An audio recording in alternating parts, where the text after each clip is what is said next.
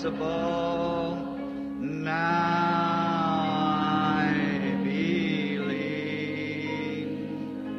Now I believe. Now I believe. All things are possible.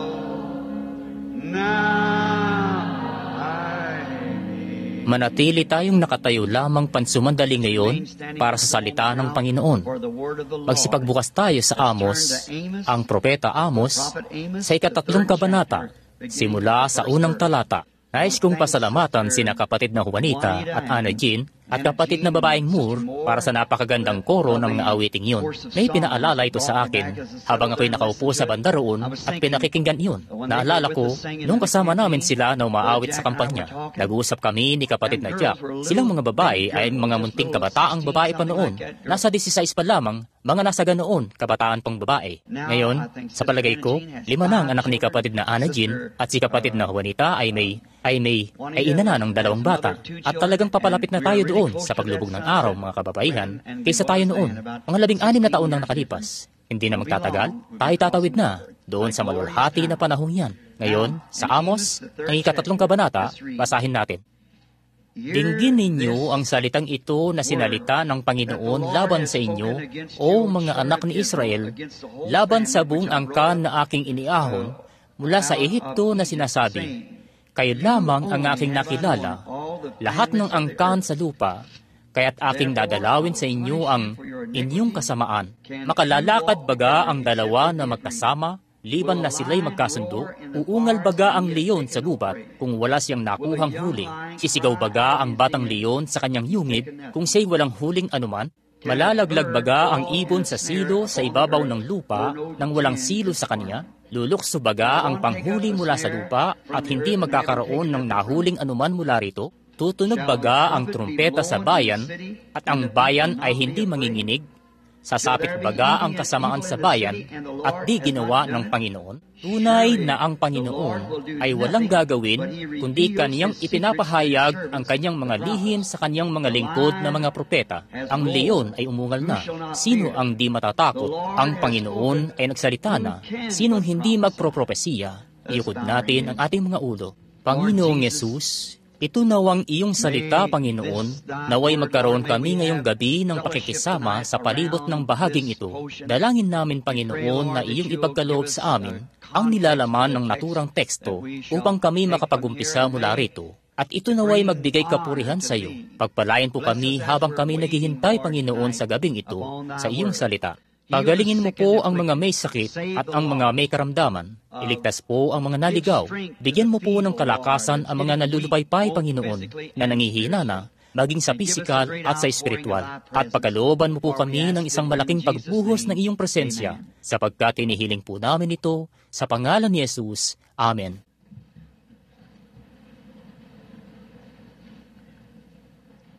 Nais kong talakayin bilang isang teksto mula rito ngayong gabi ang espiritual na amnesia. Huwag kalimutan bukas, ito'y magiging pananalangin para sa mga may sakit bukas. Umaasam tayong ang Panginoon ay gagawa ng lubos na dakilang mga bagay bukas ng 2:00 ng hapon, kung saan tayo, kapag sinimulan natin ang ating mga gawain, ang anak ko'y darating dito para magpamigay ng mga prayer card at ipinanalangin lahat ang mga nagnanais na may panalangin at umaasam tayo ng isang dakilang panahon bukas sa Panginoon. Ngayon, kayong mga tao na naririto na bumibisita galing pa sa ibang bayan, alalahanin, may mainam na mga iglesyang full gospel sa buong siyudad. Malugod kayong tatanggapin sa lahat ng mga iyon. Kakakausap ko lamang sa isa sa aking mga kasamahang pastor sa labas na kapapasok lamang, si kapatid na Jackson, na formal na isang taga-Methodist na iglesia doon sa una o pangalawang siyudad sa ibaba natin. At ilan ang naririto na may kaugnayan sa tabernakulo? Patingin nga ng inyong mga kamay? Saan mang dako? Naku, ako'y siguradong nagagalak na makasama kayo rito. Ito ang pinakamalapit na pagtitipong napuntahan ko sa Indiana sa loob ng mahaba-habang panahon. Iniisip ko ang tungkol sa muling pagbabalik na nalalapit na, at ang pagtatayo ng isang tulda, at ang pagtatalakay sa 7 huling trumpeta kung loloobin ng Panginoon. Kaya ngayon, pero tandaan niyo bukas, huwag itong kalilimutan, bukas ng 2:00. At ngayon, Magsisimula ang ating susunod na gawain sa susunod na linggo sa Tampa, Florida. Ngayon, nais kong mangusap tungkol sa espiritual na amnesia. Ngayon, itong munting tao na ating pinag-uusapan, si Amos, para sa isang saglit lamang upang makakuha tayo ng batayang kaalaman bago tayo dumako sa teksto. Ito'y noong panahon ng dakilang kasaganaan sa Samaria na nagana noon ng Israel. Talagang sila'y nakiayon na sa sanlibutan at nanagana. Hindi palaging ang kasaganaan ay tanda ng isang espiritual na mga pagpapala, kundi kung minsay kabaliktaran pa. Iniisip ng mga taong, siguro kailangan mong magmay-ari ng napakaraming mga bagay ng sanlibutan at magpapakita na pinagpapala ka ng Diyos. Hindi iyon totoo. Kung minsan, ito'y kabaliktaran pa nga. Ngunit nasumpungan natin siya, wala tayong gaanong nalalaman tungkol sa munting taong ito. Siya, wala tayong kasaysayan kung saan siya nagmula. Alam natin siya, ayon dito sa kasulatan, isa siyang tagapastol. Subalit pinalitaw siya ng Diyos. Para ko nang nakikinikinita sa isang maalinsangang araw doon sa Samaria, ang isa sa mga kilalang bayan na dinarayo ng mga turista sa mundo ng panahong iyon, na isang halos katulad ng, sabihin na nating Miami o Hollywood, Los Angeles.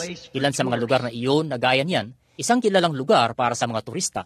At parang sadyang nakikinikinita na natin siya. Hindi pa siya kailanman nakapunta sa ganong bayan. Subalit, nasa kanya ang salita ng Panginoon. Paparating siya noon sa kilalang bayang ito kung saan ang kasalanay talamak na sa lahat ng dako.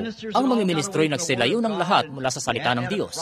At hindi pa sila nagkaroon ng isang propeta sa loob ng mahabang panahon. Kaya ang munting lalaking ito, nang marating niya ang tuktok ng burol na mga nasa bandang hilaga ng Samaria, para kung na siyang nakikinikinita, ang mainit na araw na sumisikat at ang abuhin niyang balbas sa kanyang mukha at naningkit ang kanyang munting mga mata at ang kanyang munting kalbong kulay na ngintab na habang nakatunghay siya doon sa bayang yun at naningkit ang kanyang mga mata. Hindi siya nakatingin sa kung ano ang pangkaraniwang nakikita ng mga turista para puntahan sa isang bayan at pagmasdan ang lahat nitong nakamamanghang ganda. Tumuhay siya at nakita kung ano nang tanawin ang kinahinatnan ng bayang iyon. Isang bayang dati siyang bayan ng Diyos. At noon nga'y humantong na sa isang pagkasirang moral ng ganoon. Hindi nakapagtatakang itong munting hindi kilalang lalaki ay si Amos na propeta. At ngayon, wala tayong gaanong nalalaman tungkol sa kanya. Hindi natin alam kung saan siya nanggaling.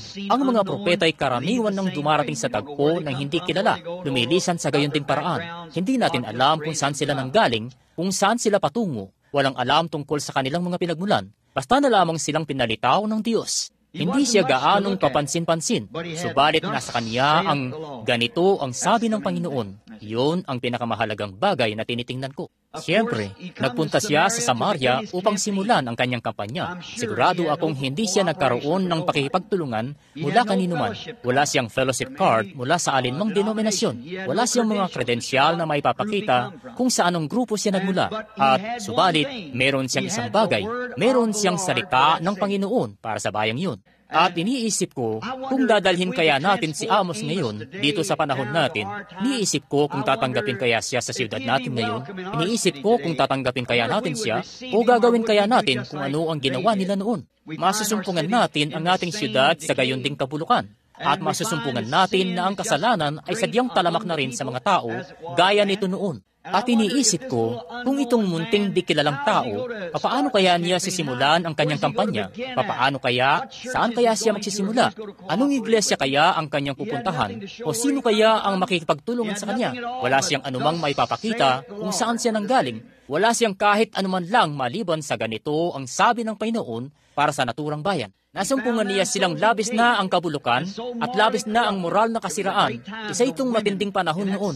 Ang mga kababaihan sa bayang iyon ay halos naging katulad na rin ng sa Estados Unidos. Naging grabe na sila. Lahat ng inasahan ng Diyos mula sa kanila, doon pa sila mismo napunta sa kabaliktarang direksyon. At nasumpungan natin na isa itong maluhong lugar kung saan sila nagkakaroon ng mga sayawan sa lansangan, mahalay na inaalis ng mga kababaihan ang kanilang mga kasuotan, at kung ano-ano pa, na gaya ng itinatanghal na paghuhubad. Siyempre, sa iyong pampublikong palabas noong mga panahong iyon. Ngayon, araw-araw na ito.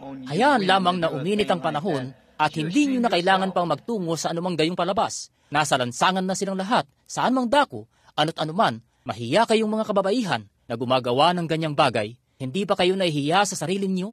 At pagkatapos ay sinabi ko iyan sa isang babae rito, hindi pa katagalan, at sinabi niya, sabi niya, kapatid na Branham, sabi, iya'y sadyang gaya lamang yan ng iba pang mga kababaihan. Sabi ko, pero hindi tayo nararapat kumasta na gaya ng lahat ng iba pang mga tao. Iba tayo. Tayo ay isang naiibang katauhan. Nagpaalala tuloy sa akin ng isang babae, sabi, bueno, kapatid na Branham, sabi ng isa pa, ako, hindi ako nagsusuot ng mga shorts na yon. Sabi, pantalon ang sinusuot ko. Sabi ko, mas malala yun. Sinabi ng Diyos, ito'y karumaldumal sa kanyang paningin para sa isang babae na magsuot ng kasuotang nauukol sa isang lalaki. Talagang tama yun. Sabi naman ng isa, bueno, hindi sila gumagawa ng iba pang mga damit. Gumagawa pa rin naman sila ng mga makinang pantahi at mayroong mga kagamitan. Walang may dadahilan. Ito'y sadyang kung ano ang nasa puso. Iyon ang naipapakita sa labas. Ito, ipinakikilala nito ang sarili nito. At nasumpungan natin ngayon sa bayang ito na naging bulok na ang moralidad nito. Natatakot ang mga mangangaral na magsalita ng anuman tungkol dito. At ngunit mayroon silang isang munting papaakyat sa burol ang munting matandang lalaking ito. Paparating na upang sabihin sa kanilang, ganito ang sabi ng Panginoon. Linisin ang bagay na ito. O kung hindi, ay dadalhin kayong mga bihag. At naabutan niyang makita ang panahon ng katuparan ng kanyang propesiya. Nagpropesiya siya sa mga panahon ng ikalawang Jeroboam, na isa lang namang itinakwil kung tutuusin. Kanyang pinaboran ang ibang mga bansa.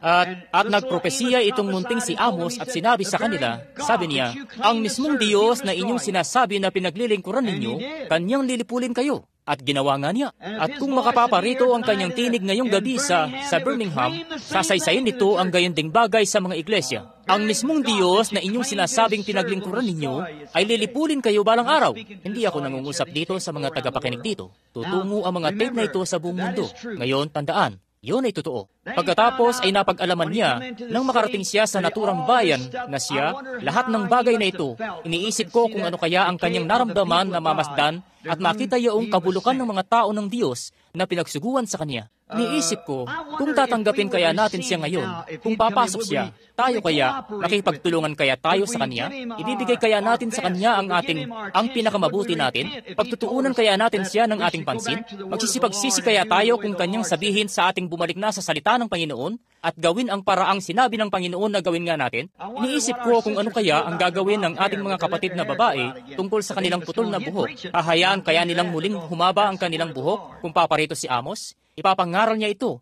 at sinasabi ko na sa inyo yan dahil iyan ang salita ng Panginoon. Ako, iniisip ko kung ang ating mga kapulungan na nagtatalaga ng mga diakono ay nag-asawa na ng 3 o 4 na beses at kung ano-ano pang ganoon at pinipilit na maging mga diakono, iniisip ko kung ang lahat ng mga ganitong bagay, iniisip ko kung ano ang gagawin niya sa lalaking hahayaan ng asawa nito na magsuot ng shorts at lumabas sa lansangan doon at magtabas sa bakuran, nasa labas sa bakuran, gayong may dumaraan na lalaki. Iniisip ko kung ano kaya ang sasabihin niya sa ganung lalaki.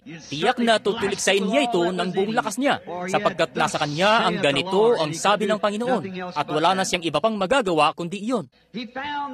Nadatnan niya sila noong panahong iyon na may isang malubhang uri ng sakit, espiritual na amnesia, at ganun-ganon din ang taglay natin ngayon.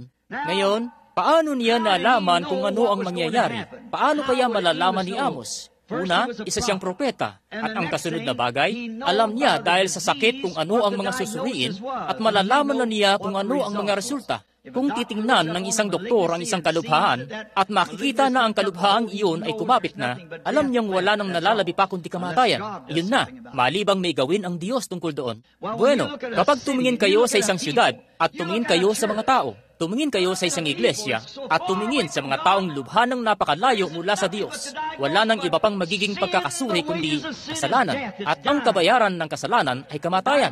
Mamamatay na ito. Ang pagkakasuri ang nagpapatunay kung ano ito.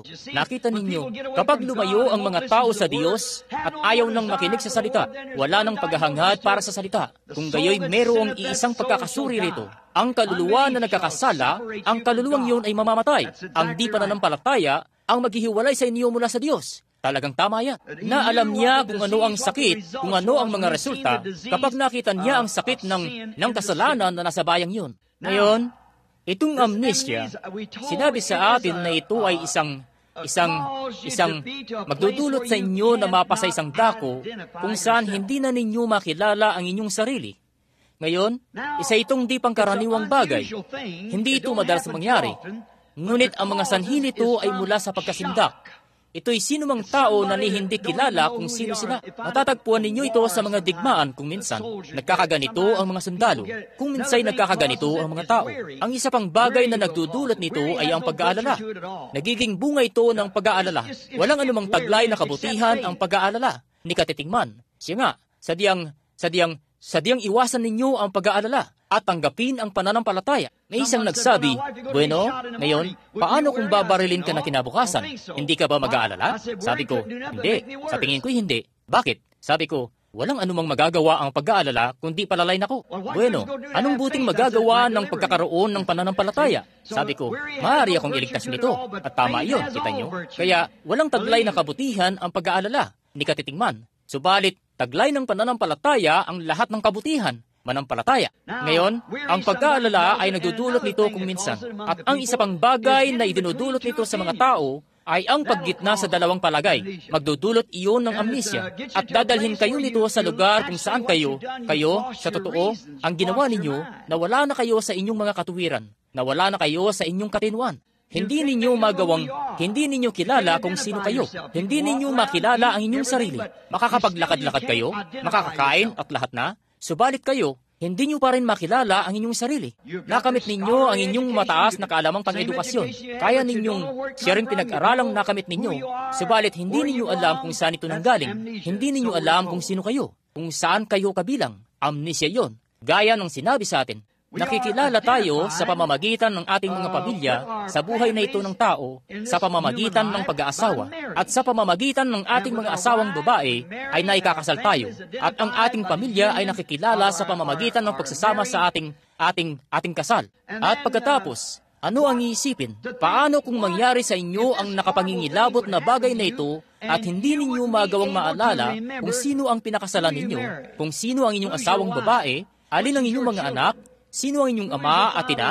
Sino ang inyong kapitbahay? Iyo'y magiging isang nakapangingilabot na bagay. Pagkatapos ay nakikilala tayong muli, makikilala ang mga sarili natin sa lahi ng tao sa pamamagitan ng pagkakaroon ng karunungan at sa pagiging kaiba sa buhay ng hayop. Hindi nakapag-iisip ang hayop. Nakikiramdam lamang siya sa pamamagitan ng mga tunog. Wala siyang kaluluwa. At ngunit buhay ng hayop tayo. Ang kaibahan natin, isa tayong mamal. Subalit yung mamal ay isang hayop na mainit ang temperatura ng katawan. At tayo ay nasa katangian ng hayop.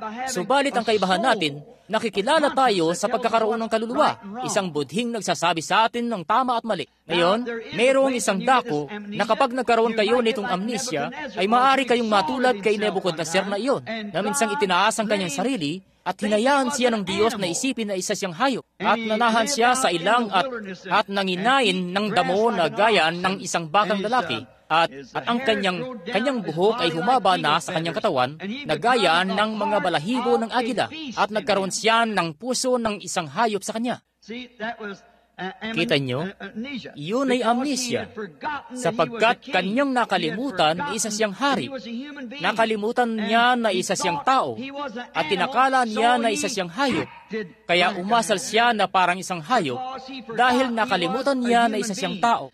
Napakadali niyan ngayon, at nakakalimutan natin kung minsan, kung ano nga ba ang iglesyang Kristiyano. Umaasta tayong gaya ng sanlibutan. Ipinapakita niyan na meron tayong espiritual na amnesia. Dahil hindi ka kumikilos na gaya ng isang Kristiyano. Umaasta ka na gaya ng sanlibutan. Tinanggap mo ang puso ng sanlibutan. At ito ang nagdulot nito. Dito ay ating napag-aalaman ng Israel ay nalantad sa sanlibutan at nahulog sa kabulukan ito. At isinugo ang propetang ito upang hukayin sila paahon mula rito kung makakaya niya at upang sabihin sa kanila, ang Diyos sa pamamagitan ng kanyang biyaya ay pinili ang Israel buhat sa lahat ng iba pang mga pamilya sa lupa. Biyaya ang gumawa niyon. Ipinagkaloob niya sa kanila ang mga piling lupain. Pinagkalooban niya sila ng mga tirahang hindi na nila kailanman kinailangang itayo pa. Ang Diyos ang gumawa niyon na pinili sila. Pinagkalooban niya sila ng mga bukirin na hindi nila kailanman binili. Kanyang pinagkalooban sila. Pinagkalooban niya sila ng pagkain na hindi nila kailanman itinanim. Pinagkalooban niya sila ng mga balon na hindi nila kailanman hinukay. Pinagkalooban niya sila ng mga tagumpay na hindi nila kailanman pinanalunan. Pinagkalooban niya sila ng biyaya na kailanman na hindi nila dapat nakamit. Ang Diyos ang gumawa niyon sa pamamagitan ng kanyang biyaya para sa bayang ito. Ang Israel, ang kanyang pinili, ang kanyang iniibig. At sinabi niya sa Biblia, kaniyang natagpuan siya sa parang, gaya ng isang batang babaeng nakahandusay sa kanyang sariling dugo, at kanya siyang hinugasan at nilinis siya, at kung ano pang ginawa niya. Subalit matapos ipakita ng Diyos ang lahat ng mga kahabagang ito sa kaniya, at siya'y naging mayaman, nagkaroon siya ng amnesia, at nakalimutan na niya ang lahat ng tungkol sa kung saan nanggaling ang mga bagay na ito. Sa tingin ko'y isa iyong larawan ng USA 1964. Dumaranas na ito ng gayon ding uri ng sakit. Tayo ay napakamakapangyarihang mga iglesia. Tayo'y isang dakilang makapangyarihang mga tao. Milyon-milyon ang ating bilang. At nakalimutan na natin kung saan nanggaling ang mga bagay na ito. Meron silang malubhang kaso nito. Matapos na maging mabuti sa kanila ang Diyos at kunin sila mula sa lahat ng mga paganong lupain at gawin silang isang ibinukod na bayan, ibinukod sila para sa kanyang sarili. Kanyang sinabi, siya ay kumuha ng isang puno mula sa ibang bayan at itinanim ito doon sa ibang bayan at gaano niya ito isinaayos upang ito'y mamunga at maging mabunga. Subalit, nakalimutan ng puno kung saan nanggaling ang mga biyaya nito. Gayon din ang mga tao ng Diyos sa mga huling araw na ito ay nakalimutan na kung ano ang kahulugan ng patutuo ng pagiging isang Kristiyano. Ito ang amnesyang ito ay napasa mga tao muli. Hindi na nila makilala ang kanilang mga sarili. Sila, nakalimutan na nila ang lahat ng tungkol dito. Nakalimutan na nila ang kanyang kabanalan.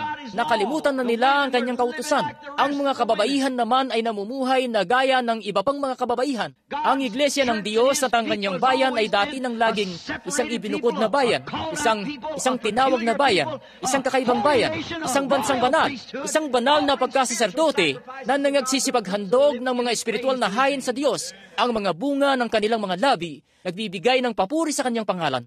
Tinawag ng Diyos ang kanyang iglesia at ibinukod ito sa sanlibutan para sa mismong layuning iyan. At binigyan niya ito ng isang kautusan at siya, ito ay dapat na maging banal. Kanyang sinabi, ako ay banal at kayo ay marapat na maging banal. At kung walang kabanalan, ay walang makakakita sa Panginoon. Sinabi yan ng Diyos mismo. At kanyang tinawag ang bayang ito upang maging ganitong tipo ng bayan. Subalit kanilang nalimutan na ang tungkol dito. Kanilang nalimutan na ang kanyang mga utos. At kanilang nalimutan na ang kanilang mga moral. Ang mga kababaihan ay nangasalansangan. Naroon ang mga kababaihang Israelita na umaasam ang bawat isa na maglilihi sa pamamagitan ng Espiritu Santo upang isilang ang Mesiyas. At pagkatapos ay umaasta ng paganoon. Malala na ang kanilang pag-uugali. Gusto kong huminto rito sandali upang sabihin na ganoon din ito sa gitna ng ating mga tao ngayon na tinatawag ang kanilang mga sarili na mga Kristiyano. Ang kanilang pag-uugali, kung inyo lamang mapagtatanto. Minsan sa Timog, may nabasa akong isang kwento mula doon kung saan noong may mga alipin pa sila, kinukuha nila ang mga taong iyon at ipinagbibili sila sa pamilihan na para lamang isang gamit na kotse. At pagkatapos ay meron dong isang mamimili, isang ahente na nagpupunta at kinukuha ang mga aliping ito at ikinakalakal sila. At sadyang gaya lang ng ginagawa ninyo sa isang kotse o anuman. At malayo ang mga aliping iyon sa kanilang bansang sinilangan. Nagmula sila sa Africa, tinukot sila ng mga Boer, dinala sila sa mga kapuluang ito, at pagkatapos ay ipinuslit sila papasok ng Estados Unidos at ipinagbili sila bilang mga alipin, buhat doon sa Jamaica at sa mga kalapit na lugar. Ngayon, makikita nating malulungkot ang mga taong yun. Dinukot sila mula sa kanilang sariling tahanan. Tinangay sila ng mga kaaway at malulungkot sila. Hindi na nila kailanman makikita pa ang kanilang asawang lalaki o ang kanilang asawang babae man, ang kanilang tatay at nanay, ang kanilang mga anak. Lubos na kinailangan nila silang hagupitin gamit ang mga latigo para mapagtrabaho sila dahil sila'y malulungkot na mga tao. At isang araw, nagdaan ang isang ahente sa isang plantasyon. Nakakita siya ng isang grupo ng mga aliping nagtatrabaho roon. At siya'y pumasok at tinanong ang may-ari, sabi, gaano karami ang mga alipin mo? Sabi, mga 100. Sabi, meron ka bang may pagpapalit o may pagbibili? Sabi nito, oo. Sabi, titingnan ko sila. At nagtungo siya sa bukid at pinanood sila. At nakita niyang kinakailangan pa nilang latiguhin sila. At maya-maya, nakita niya ang isang kabataang lalaki na hindi na nila kailangan pang latiguhin. Nakaliyad ang dibdib nito at nakataas ang baba nito. Hindi na ito kailangang latiguhin pa. Kaya sinabi ng ahente, gusto kong bilhin ang aliping yun. At sabi nito, pero hindi siya pinagbibili. Sabi niya, bueno, ano bang kaibahan ng aliping iyon? Sabi, ang alipin bang iyon ang pinuno ng iba pa sa kanila? Sabi nito, hindi, isa lang isang alipin. Sabi niya, bueno, iba marahil ang ipinapakain mo sa kanya. Sabi nito, hindi, kumakain siya sa kusina kasamang iba pa sa mga alipin. Sabi niya, bueno, anong nakapagpaiba ng husto sa kanya kumpara sa iba pang mga alipin? Sabi nito, bueno, ito'y ipinagtaka ko rin ng mahabang panahon. Pero nalaman ko isang araw na doon sa bayang Sinilangan kung saan siya nanggaling, hari pala na isang buong tribo ang ama niya. At bagamat isa siyang dayo at malayo sa tahanan, gayon may alam niyang anak siya ng isang hari. At siya, kumikilos siya na parang anak ng isang hari. Naisip ko na iyon kung ang isang negrong nagmula sa Afrika at alam na kabilang sa isang tribo ang kanyang ama at isang hari sa isang tribo, ano pa kaya dapat ito sa isang Kristiyano na ipinanganak na muli? Isang lalaki o isang babae ng ating ama ay ang hari ng kalangitan sa kalwalhatian. Dapat tayong kumilos na gaya ng Kristiyanong mga lalaki at mga babae. Dapat tayong kumilos na gaya nito, manamit na gaya nito, mangusap na gaya nito, mamuhay na gaya nito. Bagamat tayo isang dayo, gayon may mga anak tayo ng hari. Amen! Ang ating pag-uugali, ang ating kababaang moral sa panahong ating kinabubuhayan ngayon. Nahulog ang Israel sa gayon ding kabulukan at naging immoral din. Nalimutan na nila ang mga utos ng Diyos. Huwag kang mangangalunya at huwag mong pagnanasaang maangkin ang asawa ng iyong kapitbahay at iba pa. Nakalimutan na nila ang mga kautusan iyon. Kanila, hindi na nila ito nais pa. At sila, ninais nila na maging tulad ng iba pa ng sanlibutan. Gaya ng nakuha ng iglesia ngayon. Isang beses ang Israel, nung nagsimula sila, ay nagnais na magkaroon ng isang hari doon. Sinabi sa kanila ni Samuel, ang propeta na siyang isinugo sa kanila. Sabi niya, ngayon, nagsabi na ba ako sa inyo ng anuman sa pangalan ng Panginoon maliban sa kung ano lamang yaong nangyari? Sabi nila, hindi pa. Nanghingi na ba ako sa inyo para sa aking pagkain at salapi? Nang inyong salapi rin para sa ikabubuhay ko? Hindi mo pa yung ginawa. Wala ka pang sinabi sa aming anuman, Samuel, kundi kung ano lamang ang nangyari, at hindi ka kailanman humiling sa amin ng aming salapi para sa iyong ikabubuhay. Subalit ganun pa man, nais pa rin namin ng hari. Sinabi ng Diyos kay Samuel, hayaan mo silang magkaroon yun. Hindi ikaw ang tinanggihan nila. Ako ang tinanggihan nila. Kumantong ng Israel sa gayon ding kalagayan ngayon. Hindi na nila gusto ng mga propeta ng Diyos. Hindi na nila sila kailangan. At kung may isang darating at maghahatid sa kanila ng salita at sisikaping ipanumbalik sila sa salita, kanila itong tatanggihan. Ginagawa nila ito sa tuwina sa parang iyon ng kabulukan. Nang pagsamahin ng sanlibutan at ng iglesia ang sarili nito, nang magkagayoy ayaw na nila ng anumang espiritual. Hindi nila gusto ang ganito ang sabi ng Panginoon. Ang gusto nila ay kung ano ang gusto nila. Gusto nila ang sanlibutan. At sabihin pa na isa silang Kristiyano at nabubuhay sa sanlibutan at namumuhay kasama ng sanlibutan at namumuhay na gaya ng sanlibutan at pinananatili pa rin ang kanilang pagpapahayag ng pagiging isang Kristiyano. Alam nyo, ang sanhi nito ay ito'y espiritual na amnesia. Tumpak na ito ngayon. Hindi nila alam kung sino sila. Nakalimutan na nila kung ano nga ba ang dapat nilang ginagawa. Kung may isang darating ngayon na gaya niyon, itatakwil lang din ito. May malubhang kaso na sila nito. At gayon nga sila ngayon. Hindi na nila magawa pang iugnay ang kanilang mga sarili sa mga supernatural na bagay dahil hindi nila ito gusto.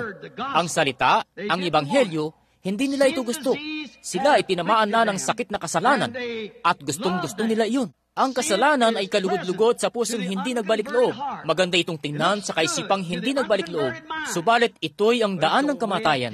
Wala nang nalalabi pa kundi kamatayan. Ang mga kabayaran ng kasalanan ay kamatayan. At nararapat ninyong anihin ang mga kabayaran yun. Naghasik kayo sa mga hangin at ngayoy inaani na ang buhawi. Ang espiritual na mga tanda at ang pangangaral ng isang inatasang sugo mula sa Diyos ay hindi na sila napapakilos pa. Nagagawa na ng mga kababaihang pagtawanan sila ng harapan at sabihin, hindi ko naman kailangang magpunta pa para makarinig ng ganyang bagay. Kung hindi ba naman yan muling naulit? Ano pa nga ba iyon? Espiritual na amnesia. Tumpak na ito nga. Nakalimutan na nilang ang Diyos at ang kanyang salita ay isa at hindi niya ito magagawang baguhin. Kung isang propeta ang lumitaw sa tagpo noong mga panahong iyon at nagbigay ng isang espiritual na tanda, isang espiritual na tinig, at ibinigay ang tinig ng Diyos sa likod nito, pagtatawanan lamang nila ito at gagawin itong katatawanan. Alam ninyo ang matandang kasabihan, maglalakad ang mga hangal gamit ang maingay na mga panyapak, kung saan kinatatakutang tumahak ng mga anghel. Ganyan ang ginagawa nitong espiritual na amnesia. Dinadala nito ang mga tao sa isang punto hanggang sa kung saan nawawalan na sila ng pakiramdam sa kanilang kalooban. Ayaw na nila ng anumang bagay na espiritual. Ipaghalimbawa niyo ang isang tunay na espiritual na pagtitipon, kung saan pinagagaling ng Espiritu Santo ang mga may sakit at kinikilala ang mga pag-iisip na nasa puso at ilalahad ito sa gitna ng lahat ng mga iglesia. Sadyang isang malaking pampublikong pagtitipon dito sa bulwagan. At tingnan niyo kung ano ang mangyayari. Sa ilang sandali, magsisitayo na ang lahat at magsisialis. Wala silang anumang pakialam dito. Hindi nila nais magkaroon ng anumang kinalaman dito. Makikinig pa sila sa isang intelektual na pangangaral. Subalit pagdating sa kapangyarihan ni Jesus Kristo at ng kanyang muling pagkabuhay at ng banal na espiritu, ayaw nilang magkaroon ng anumang kinalaman dito dahil kinukondena sila nito. Nasisilaban sila ng bagay na dapat nilang malaman. Ang walang pagsaway, siyempre, ay maganda sa panahon. Ngunit ito, kung magbibigay daan ka rito, ito, maghahatid ito ng mga bunga ng pagsisisi. Kaya nalaman natin na kapag nahawakan na nitong espiritual na amnesia ang mga tao, kung gayon sila'y nasa isang malalang kalagayan. Ngayon nakita na natin ang gayon ding bagay ngayon. Ngayon, nais ko na nararapat kayong makilala. Saan man, dapat mong ipakita. Ipinapakita ng buhay mo ngayong gabi kung saan ka napagkikilala. Alinman sa napagkikilala ka kay Kristo o labas ka kay Kristo, wala ka sa kalagitnaan. Walang bagay na gaya ng isang lalaking lasing na mahinahon. Walang itim na puting ibon. Alin sa ligtas ka ba o hindi ka ligtas? Isa ka bang banal o isang makasalanan? Alin sa dalawa? At ang espiritual mong pag-uugali patungkol sa salita ng Diyos ang magpapakilala sa iyo kung saan ka talaga nakatayo. Tama. Ang salita ng Diyos pinagtibay. Pinatunayan na ang bautismo ng banal na espiritu ay nananatili pa rin gaya nito noong araw ng Pentecostes o alin pa mang panahon. At si Jesus Kristo ay siya pa rin kahapon, ngayon at magpakailanman. At ang inyong pag-uugali tungkol doon ang nagpapakilala kung kayo ba ay may espiritual na amnesia o wala. Tama yan. Kahit pa man kayo'y isang diakono o maging kayo man ay isang mangangaral, wala itong ginagawang, oo, nakukuha nila ito rin naman. Kaya nalaman natin na nakakahawa ito at tinatamaan nito ang kabuuang bagay. Ngayon napansin natin. Ngayon, para maging isang Amerikano, kailangan akong makilala kasama ng aking bansa. Ngayon makinig ng mabuti. Para maging isang Amerikano, nang ipanganak ako dito sa bansang ito, ako'y naging isang mamamayan at nakilala ako kasama ng bansang ito. Lahat ng kung ano ito ay ako. Lahat ng pinagdaanan nito ay ako. Sapagkat nakilala ako bilang isang Amerikano, kung gayo'y kailangan kong dalhin ang lahat ng kahihiyan nito.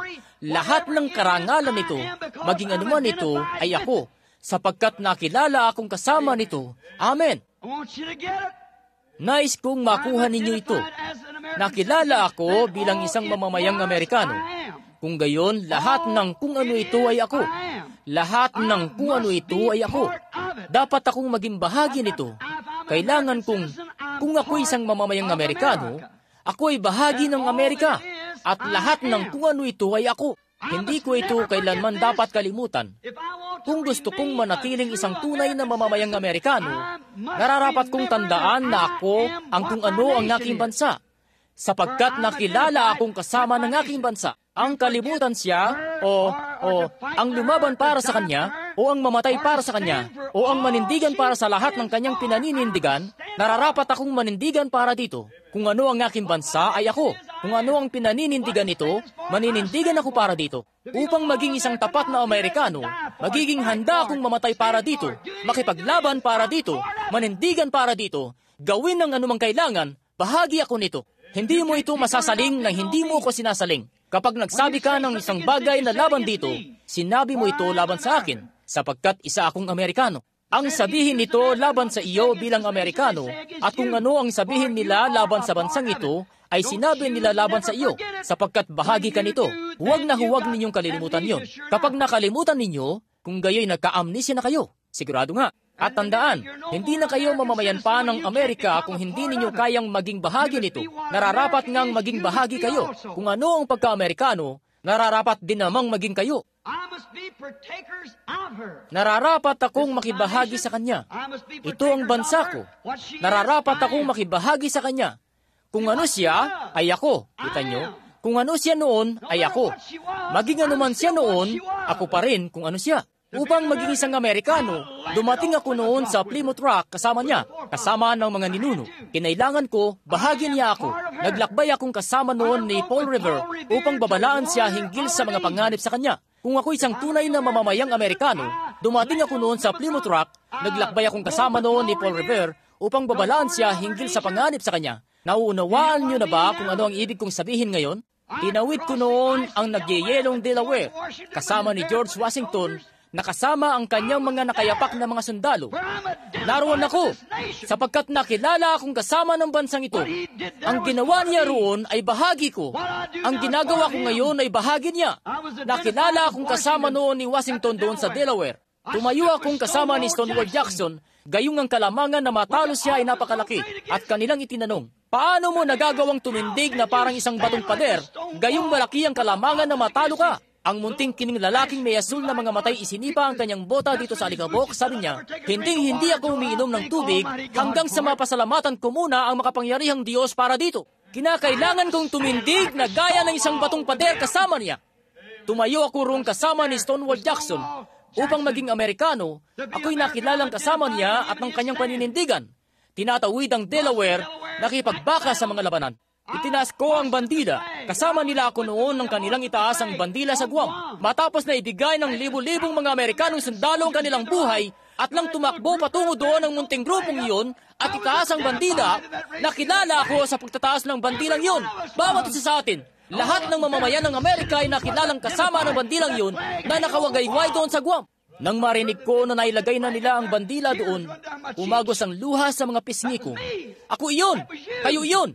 Iyo'y nangangahulugang tayong lahat nang tayo makilala roong kasama niyon. Lahat ng kung ano siya ay ako. Lahat ng kanyang kaluwalhatian ay kaluwalhatian ko. Lahat ng kahihiyan niya ay kahihiyan ko. Kung gumawa siya ng mga nakahihiyang bagay, kung gayo'y kailangan ko siyang tingnan, tiisin ang kanyang kadustaan. Kapag tumatanggap siya ng kaluwalhatian, tumatanggap ako ng kaluwalhatian kasama niya dahil nakilala akong kasama niya. Ngayon, upang makilala, kinakailangang tumayo ng Amerikano para sa lahat ng kahihiyan ng Amerika, sa lahat ng kaluwalhatian ng Amerika, sa lahat ng kung ano siya noon, lahat ng kung ano siya ngayon, o kung magiging ano siya, kinikilala kang kasama nito. Ngayon, upang maging isang tunay na Kristiyano, kinakailangan mo ring maging gayon. Hindi natin nais kalimutan yun. Lahat ng kung ano siya, ako'y nakilalang kasama niya. Ako'y nakilalang kasama niya. Pansinin, at siya ay nasa akin, at ako naman ay nasa kanya. Pansinin, kung gayon, bawat Kristiyanong isang totoong tunay na Kristiyano ay kasama na niya noon pa. Nang magsiawit na magkakasama ang mga bituin pang umaga at ang mga anak ng Diyos ay naghiyawan sa kagalakan, bago pa man ang pagkakatatag ng sanlibutan, nakilala na tayo sa walang kamatayang kahariang kasama ng Diyos, 10 milyong taon bago pa man maanyuan ang daigdig. Naroon na akong kasama niya noon. Kung meron akong buhay na walang hanggan, naroon na akong kasama niya noon. Nakilala na akong kasama niya nang magsiawit na magkakasama ang mga bituin pang umaga at ang mga anak ng Diyos ay naghiyawan sa kagalakan.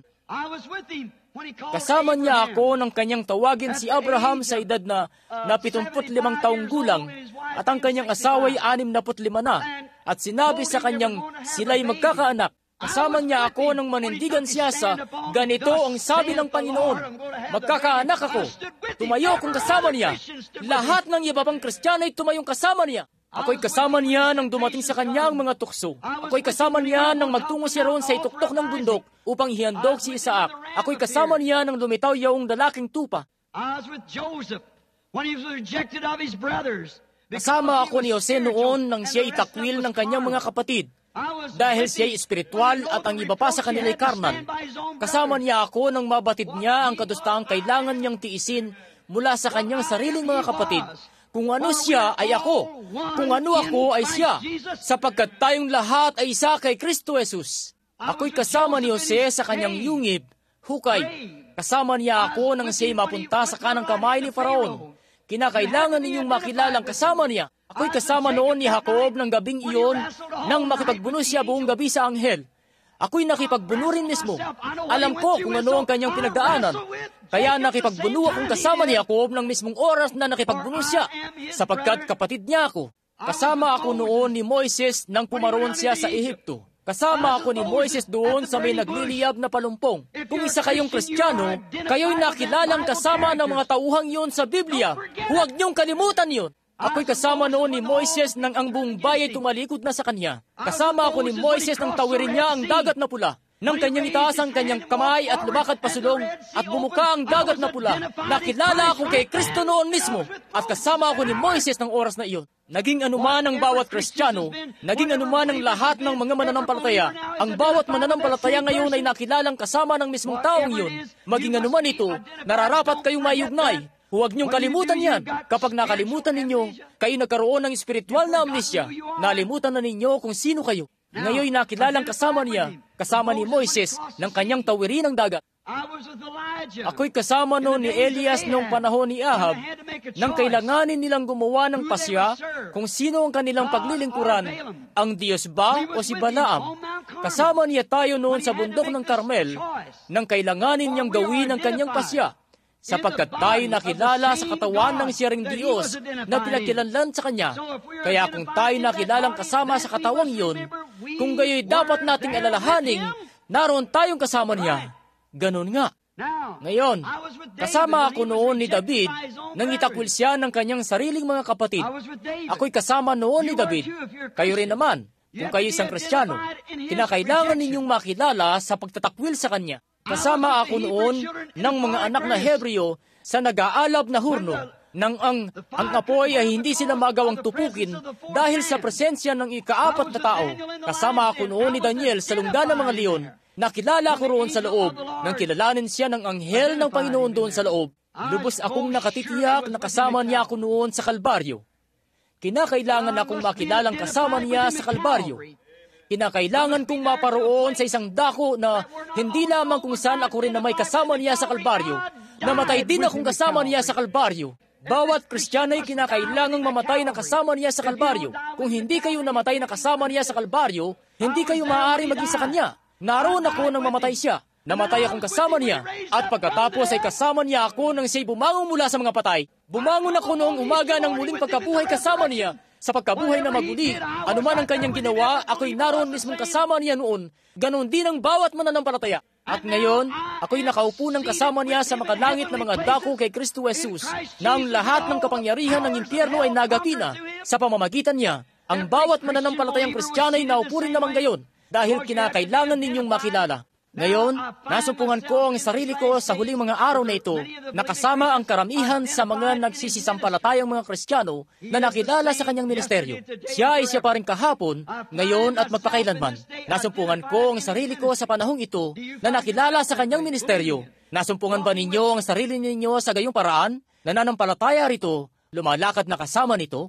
Pansinin, ang mga gawang kanyang ginawa, sinabi niyang gagawin ng mananampalataya ang gayon ding bagay. Ang mga gawa na aking ginagawa ay gagawin din naman ninyo. Kung gayo'y makikilala ba kayong kasama niya? Kung gayon, kapag dumating ba ang kadustaan sa salita, kaya niyo bang tiisin ang pagkadustang iyon na gaya ng ginawa niya? Kita niyo? Makilalang kasama niya? Ako'y nakilalang kasama niya. Kasama niya ako noong araw ng Pentecostes. Ako'y kasama ng mga alagad sa itaas roon. Nakilalang kasama nila sa bautismo ng banal na Espiritu. Iniisip ko kung hindi kaya mayroon ng labis na amnesia ang iglesia ngayon, nanupat hindi na nila, ang iba sa kanila, ay hindi na naniniwala na may ganong bagay gaya ng banal na Espiritu. Nakita ninyo kung saan na napunta ang iglesia? Isang napakalala ng kaso ng amnesia. Kita nyo? Nakalimutan na nila na iyon si Jesus Kristo noon doon. Nakalimutan na nila kung ano si Jesus Kristo. Nakalimutan na nila. Inakala nilang siya lamang ay isang tagapagbigay ng batas o isang propeta o isang mabuting tao. Nakalimutan nila na siya ay ang Diyos. Nakalimutan nila na siya ay ang siyang kahapon, ngayon at magpakailanman. At nagkaroon ng iglesia ng isang malalang kaso ng espiritual na amnesia. Nakalimutan na nila ang lahat ng mga bagay na ito. Hindi na nila ito maunawaan. Tiyak na kasama na tayo noon ng mga alagad sa Pentecostes na nakilalang kasama nila. Nakilala akong kasama ng sermon ni Pedro noong araw ng Pentecostes sa mga gawa sa 2 kabanata. Narinig ko kung ano ang kanyang sinabi. Sinasampalatayanan ko ang kanyang sinabi. Tumalima ako sa sinabi niya. Ngayon ako'y nakilala sa gayon ding bagay. Huwag magkaroon ng espiritual na amnesia, pagkat kayo'y magiging may papakilala ninyo ang inyong sarili sa kung anong iba pang bagay. Manatili lamang sa salitang iyon. Kasama tayo ng iglesia nang atasan ito noon ni Yesus Kristo sa mga gawa sa 16 na kabanata. Magsiyaon kayo sa buong sanlibutan at ipangaral ang ebanghelyo sa bawat nilalang. Nais kong makilala roon. Sa buong sanlibutan, sa bawat nilalang. Lalakip ang mga tandang ito sa mga nananampalataya. Makikilala doon. Bueno, ngayon, nakilala ba kayo doon? O nagkaroon na kayo ng isang espiritual na amnesia na anupat napagtanto ninyo na hindi pala ninyo pinaniniwalaan na ang mga tandang iyon ay magsisilakip sa mga mananampalataya? Kita nyo, kung hindi ninyo ito pinaniniwalaan, kung gayoin meron kayong espiritual na amnesia, kita nyo, nakalimutan na ninyong ipinangako iyon ng Diyos. Sinabi niya, lalakip ang mga tandang ito sa mga nananampalataya. Huwag itong kalimutan. Hindi ninyo ito magagawang kalimutan at maging isang Kristiyano.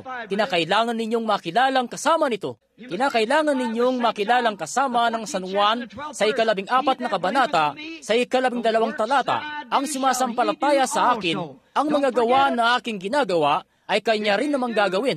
Huwag itong kalimutan. Kung nakalimutan ninyo, kung gayon ay mayroon kayong espiritual na amnesia, nakalimutan nyo na kung sino kayo. Nakalimutan nyo na kung ano ang kahulugan ng inyong patotoo. Paano naman ang tungkol sa kanyang sinabi na kung kayo'y mananatili sa akin at ang aking salita ay mananatili sa inyo, ay maaari ninyong hingin ang anumang inyong ibig at ito'y gagawin para sa inyo? Napagkilala ba kayo roon? Ang sampalatayanan na iyon ay ang katotohanan? Sa Marcos 11, nang kanyang sabihin, kung iyong sabihin sa bundok na ito, malipat ka, at hindi mag-alinlangan sa iyong puso, kundi manampalataya na mangyayari ang iyong sinabi, ay makakamtan mo ang iyong sinabi. Mapagkikilala ka ba roon? Ang sampalatayanan na iyon ay ang katotohanan? Kung hindi, kung gayoy nagkakaroon ka na ng espiritual na amnesia, at nakakalimutan nyo, nawawala ang inyong pananatili bilang Kristiyano. Hindi ninyo masabi kung saan kayo nabibilang. Sasabihin ninyo, Methodist ako, Baptist ako. Yun ang pagkakalam ko rito. Pentecostal ako, ganito ako, ganoon. O ang iba pa, magbantay, maaaring nangangahulugan iyon na ang tanda ng sakit ay nakikita na sa inyo na kayo'y mayroon ng kung anong espiritual na amnesia. Sasabihin ninyo, bueno kapatid na Branham, ako, naniniwala ako dito, at ako'y hindi halos, ngayon sandali lamang, kung ipinangako ng Diyos na gagawin ang mga bagay na ito, at sinabing ang mga iyon ay mapapasahuling panahon, at inilalayo kayo rito ng inyong kredo, iyo'y isang mainam na tanda na nakikita ko ang tanda ng sakit sa inyo.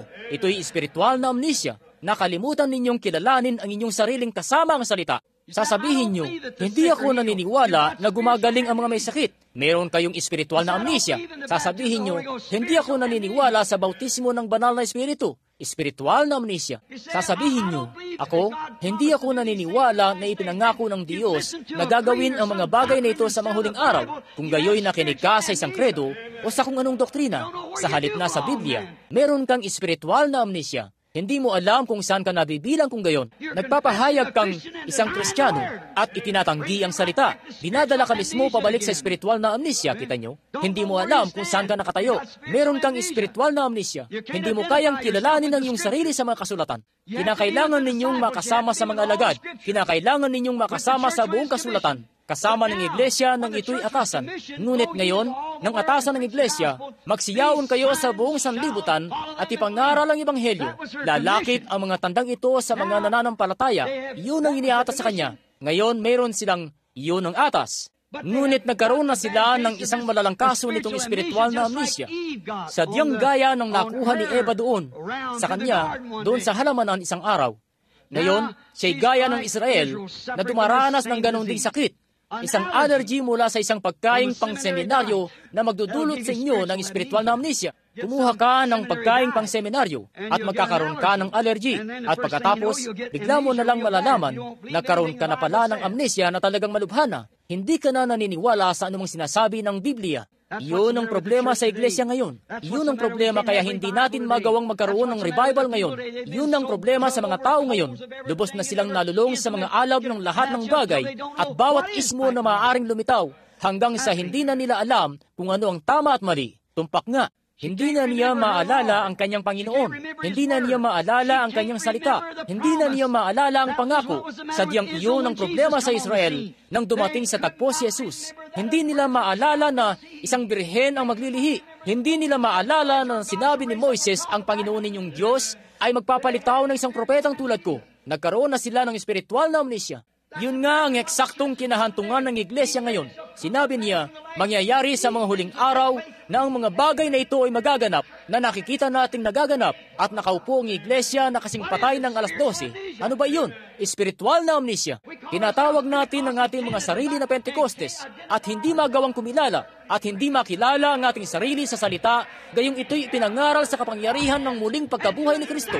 At siyang naririto sa ating kalagitnaan na ipinamamalas ito at isinasagawa ng tumpak sa kung ano ang kanyang sinabing gagawin ito. Kung gayon, mag-ingat kayo. Ang ating sistemang makadenominasyon ay dinala na tayo sa espiritual na pagka-amnesia. Dumaranas na tayo ng sakit. Hindi natin alam kung saan tayo nabibilang. Ang isa'y dinadala ang kanyang mga papel mula sa ganitong iglesia patungo sa ibang iglesia, at sa ganitong iglesia, at sa ganitong ismo, at ganong ismo. Kita nyo? Ang kailangan nating muli ay isa pang Amos na darating sa tagpo na may dalang ganito ang sabi ng Panginoon. Tatanggapin ba natin siya? Halos katulad lang ng ginawa nila, ni hindi nila siya tinanggap, hindi nila siya tatanggapin ngayon, ni hindi nga siya makatutuntong sa isang lugar halos upang mangaral. Ngayon, tumpak na tumpak yun, dahil ang iglesia ay dumaranas na nitong espiritual na amnesyang ito. Ngayon, bakit? Ipinangako ng Diyos sa mga huling araw na ito, kapag nahayag na ang anak ng tao, ayon sa Lucas 17 kabanata, sa tanda na nangyari noon sa Sodoma, ay muling magaganap, at nakita ito ng mga taong naganap, at ang ilan sa kanila ay hindi ito pinaniniwalaan. Iniisip nilang telepatiya ito. Iniisip nilang isa itong espiritu ng Diablo. Ano ba yun? Dumaranas sila ng sakit na espiritual na amnesia. Tumpak nga, hindi nila maunawaan ng Panginoon. Si Jesus Kristo ay ang siya rin kahapon, ngayon at magpakailanman. Kung ano siya noon, ay siya ngayon. Subalit ang nangyari na, sadyang hindi na mapagkilala ang ating sarili sa salita. Bakit? Siya, hindi na niya alam kung isa ba siyang samahan o kung isa ba siyang iglesia. Hindi niya gustong tawagin siyang isang samahan at hindi siya maaaring tawagin isang iglesia dahil ang matawag na isang iglesia ay ang makilala ang kanyang sariling kasama ni Kristo. Iyon ang nagbibigay sa kanya ng espiritual na amnesia at hindi niya gustong tawagin siyang isang samahan. Kaya hindi ito ang iglesyang Pentecostal, ang iglesyang Methodist, ang iglesyang Baptist. Ito'y ang samahang Pentecostal, samahang Methodist, at samahang Baptist dahil hindi siya mapagkilala sa salita. At nang ang salita ay mahayag, hindi pa rin nila ito pinaniwalaan. Isa itong sakit, espiritual na amnesia. Hindi makilala ang kanilang mga sarili. Hindi nila alam kung saan sila kabilang. Tama yan. Sadyang gaya lamang ito ng pag-hybrid ng isang bagay. Gaya nga ng madalas kong sabihin, iniisip ko sa tuwin ng isa sa pinakahangal na mga bagay na nakita ko ay ang isang mola. Kita nyo? Isa siyang hybrid. Kita nyo? Ang ina niya ay isang kabayo at ang ama niya ay isang buriko at hindi niya alam kung saan siya kabilang. At malalaman mo na lang, ikaw, magagawa mo siyang palahian at makakuha ng isang buriko at pagkatapos, makakuha ng isang mola. Subalit hindi na muling makapapalahi pa ang mola ng sarili nito. Kita nyo? Hindi niya magawa. Hindi mo siya matuturuan ng kahit ano. Matigas ang ulo niya. Hindi ka makapagsasabi ng anuman. Maiaayos mo ang malalaking mahabang mga taingan yon. At maghihintay siya hanggang sa pinakamahabang araw ng kanyang buhay, sadyang bago siya mamatay para masipa ka. Ganun lang. Naghihintay siya sa tuwina na isang bagay upang maiputok ito sa iyo kung magawa niya. At nakapagpapaalala yan sa akin ng tungkol sa napakarami mga naturingang Kristiyanong hybrid. Ginawa na nilang hybrid ang iglesia hanggang sa sila'y nagkasakit na ng espiritual na amnesia. Hindi na sila makapagpapalahi pang muli. Nag-uusap sila tungkol sa hybrid na mais. Ang hybrid na mais ay walang kabuluhan. Iyon ang pinakamasamang bagay na may papasok ninyo sa inyong bibig. Ang anumang bagay na hybrid. Iyon ang dahilan kaya kailangan ninyong alagaan itong mga halamang naka-hotbed at hybrid na tanim. At wisigan ito at padoktoran ito at sanggul-sanggulin ito. Bakit? Dahil hindi nila ito mapanatiling malayo sa mga insekto. Subalit ang isang tunay na lahing puro, hindi nyo na kailangang maglagay pa sa kanya ng pamatay mikrobyo. Meron na siyang kapangyarihan sa loob niya para mapanatiling malayo sa kanya ang mga insekto. Iyon lamang ang kailangan para mapanatiling malayo ang mga insekto ng kawalang pananampalataya sa isang tunay na taong tunay na puspos ng espiritu. Ipagpahalimbawa ang isang matandang mola at pumarot kausapin siya sabihin, "Hoy, ikaw, gusto kong gawin mo ang ganito ganyan." Mananatili siya roon. Panay ang pagtaas at pagbaba ng malalaking tengang yun. Nakakita na ako ng maraming mga Kristiyanong para bang ganoon, yung naturingan. Sabihin mo, si Jesus Kristo ay siya rin kahapon at magpakailanman. Lalakip ang mga tandang ito sa mga nananampalataya. Naniniwala akong lipas na ang mga araw ng himala. Kita nyo? Hindi niya alam kung ano ang pinaniniwalaan niya. Wala siyang anumang alam. Hindi niya alam kung saan siya nanggaling. Hindi niya alam kung saan siya patungo. Meron siyang amnesyang kabayo. Hindi niya alam kung saan siya nanggaling at hindi na siya makalalayo pa. Subalit gusto ko ang isang tunay na lahing puro. Maamo siya. Makakausap mo siya. Alam niya kung sino ang kanyang tatay, kung sino ang kanyang nanay, kung sino ang kanyang lolo, at kung sino ang kanyang lola. Meron siyang mga kasulatan ng talaang kanan upang ipakita kung saan siya nanggaling. At gusto ko ng isang Kristiyanong may talaang kanan na magagawang makatunton pabalik sa salita ng Diyos hanggang sa araw ng Pentecostes at kilalanin ang kanilang mga sarili doon kasama ng mga banal kung saan ang kapangyarihan ng banal na Espiritu ay dumating sa kanila. Iyo'y isang Kristiyanong may talaang kanan. Alam niya kung saan siya nanggaling. Hindi siya napagkilalang kasama ng Methodist, Baptist o ano pa mang iba. Nakilala siya sa salita ng Diyos.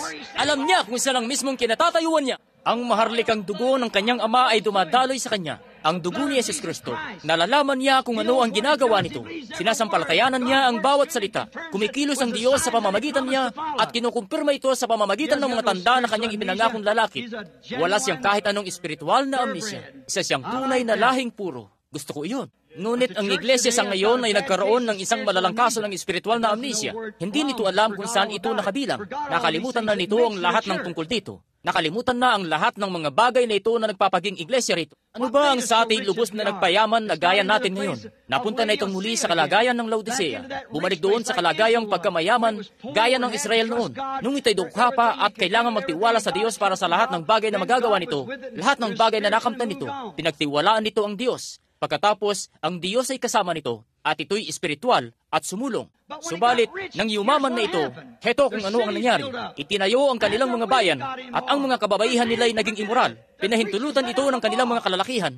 Ibinabana ng kanilang mga ngaralang pamantayan, at kanila nang tinuliksa ang mga propeta. At ganong kalagayan ang kanilang kinasadlakan. Ang nagdulot niyon ay ang pagkalimot sa kung saan nagmula ang mga biyayang iyon. At kayong mga Methodist, at kayong mga Baptist, at kayong mga Presbyterian, kayong mga Methodist ay matatandaan si John Wesley. Kayong mga Baptist, at iniyakan ni John Smith ang mga kapakanan ng mga tao hanggang sa kailanganin pa siyang akayin ng kanyang may bahay sa lamesa na ang kanyang mga mata ay nakapikit na sa pamamaga dahil sa pag-iyak at pananalangin buong gabi. Ano bang nangyayari? Sinabi ni John Wesley na isa sa mga dakilang bagay, sa palagay ko isa sa mga ama ng sinaunang Methodist ang nagsabi, ang kalapastanganan ng mga anak ng Iglesyang Methodist ay ang pagsisimulang maging napakamakasanlibutan na nagsusuot na sila ng mga singsing sa kanilang daliri. Ano pa kayang sasabihin niya ngayon na mga nangakasuot na ng shorts? Anong nangyari? Espiritual na amnesia. Tumpak nga kung ano ito. Nakalimutan na kung saan ka nagmula. Pinaglay mo ang lahat ng mga bagay na ito dahil ang kaloob. Kabutihan ng Diyos ang gumawa nito sa iyo. Iniisip mo bang isa itong kakatuwang bagay? Ito'y talagang ayon sa Espiritu ni Jesus Kristo. Ang propesiya sa Apokalipsis, sa 3 kabanata, sabi dito, sapagkat sinasabi mo, ako'y mayaman, hindi ako nangangailangan ng anuman, at hindi nalalamang ikay dukha, bulag, aba, kahabag-habag, hubad, at hindi ito nalalaman. Kita niyo? Hindi ito nalalaman. Ano iyon? Spiritual na amnesia. Hindi nila ito nalalaman. Nasa mga iglesia na ang pera ngayon. Wala ng iglesia halos sa bansa na isang makadenominasyon kundi yung nagkakahalaga ng milyon-milyong dolyar. Nagtatayo ng milyon-milyon at milyon-milyong dolyar para sa mga gusali at mga gayong bagay at nangangaral na nalalapit na ang pagparito ng Panginoon. Mayaman at sabi, wala na akong kailangan pa. Ang pinakamahuhusay na mga edukadong mga ngaral na meron sila ay higit ang nalalamang teolohiya kaysa ano pa man na kailanmay nalaman nila. At nasa kanila ang pinakamalaking mga gusali, ang pinakapiling mga lugar sa lungsod. Nakuha na nila ang karapatan sa anumang bagay na gusto nilang gawin. At pagkatapos ano ang ginawa nila? Nagkaroon ng espiritual na amnesia at nakalimutan na ang Diyos ang siyang gumawa niyon para sa kanila.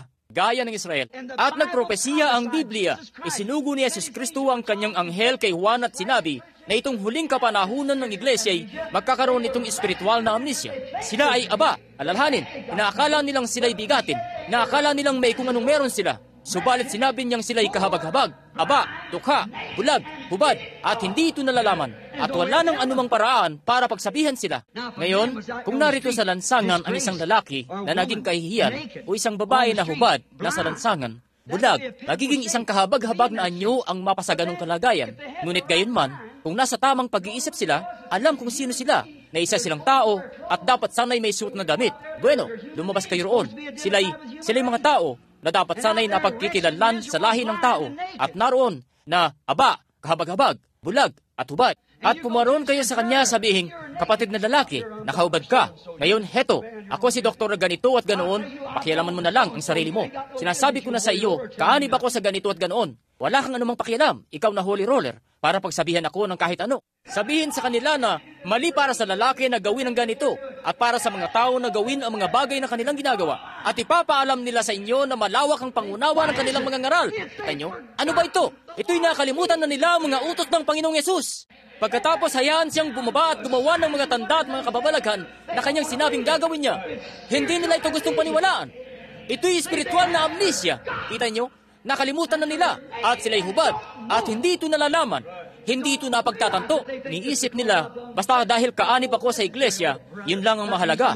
O kapatid na lalaki, walang anumang kabuluhan yon sa Diyos kung paanong ganoon din sa Kanya ang pagiging isang mason o ano pa mang iba, alin mang ibang samahan. Ang mapaanib sa iglesia, yun ay walang anumang kabuluhan sa Diyos. Kinakailangan ninyong maging mga anak na lalaki at mga anak na babae ng Diyos. Kinakailangan ninyong may panganak ng Diyos at ang Diyos ay ang salita. Nang maging bahagi ako ng aking Ama, ako'y naging ang kabuuan ng aking Ama. Kapag kayo'y naging bahagi ng Diyos, kayo'y nagiging Diyos sa kabuuan, ang buong salita niya. Kasampalatayanan mo ang lahat ng ito. Espiritual na amnesia. Paano kung hindi ninyo alam ang inyong pangalan sa kung ano ito? At kung kayo nga, magmumula kayo sa isang mabuting pamilya, nahangat kung kayo nga, kung nagmula kayo sa isang mabuting pamilya ng mga tao, at paano kung nakalimutan ninyo ang naturang pangalan ng pamilya at lumabas kayo rito na namumuhay ng kahiyahiya?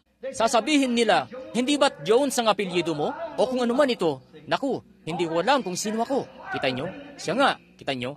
Isang nakapangingilabot na bagay para mangyari. Isang nakapangingilabot na kalagayan para kahantungan. Bueno, sadyang diyan humantong ang iglesia. Dapat sana'y kinatawan ito ni Jesus Kristo. Subalit, nalimutan na nito iyon. Sapagkat meron na itong itinurok dito ng mga kredo at mga denominasyon na kanila iyong tinanggap na sa halip na ang salita. At sila'y hubad, bulag, kahabag-habag, at hindi ito alam.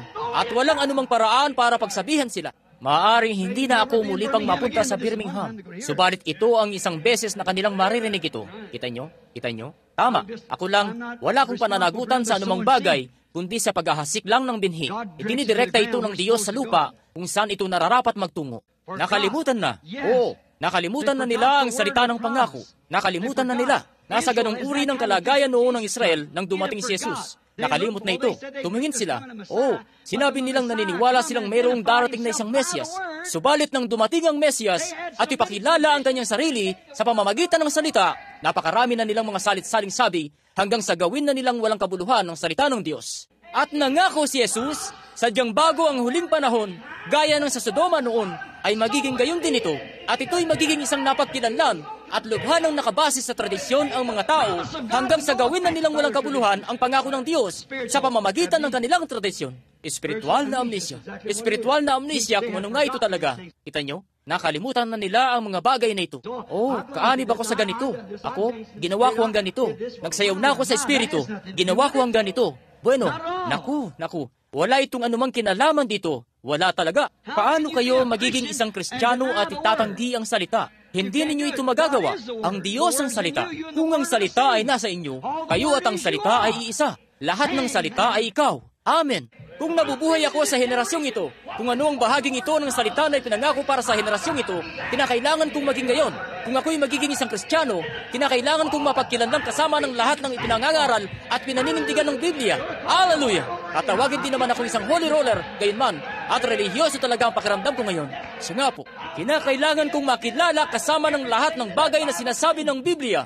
At binibigyan ito ng mga karapatan. At kung hindi pa ako dinadapuan nitong makabagong panahong espiritual na amnesia, ako'y mapagkikilanlan at maaring mapagkilanlan kasama nito. Kung aking tinatanggihan ito, kung gayon meron akong espiritual na amnesia, na itong anong nangyari, tumanggap ako ng isang kredo o isang doktrina o kung anong iglesia o isang grupo ng tao, hindi ko ito magagawa. Gayong ang salita ay dumarating ano't ano paman at ipinakikilala ang sarili nito. Iyon ang dahilan kaya hindi nakilala si Jesus. Oh, sasabihin nila, bueno, banal ang taong ito, at ang aming banal na pari, ang banal naming ganito. At sinabi ni Jesus, kayo'y sa inyong ama, ang Diablo, at ang kanyang mga gawa ang nais ninyong gawin.